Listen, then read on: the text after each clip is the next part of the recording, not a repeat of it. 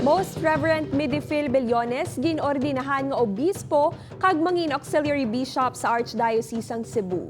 Ining itutukan ni Daryl Marie Sarmiento.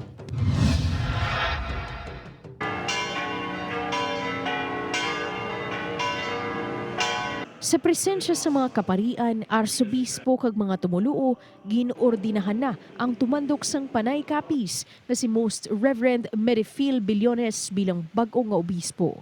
Deepest and most intense gratitude is recognition of the grace.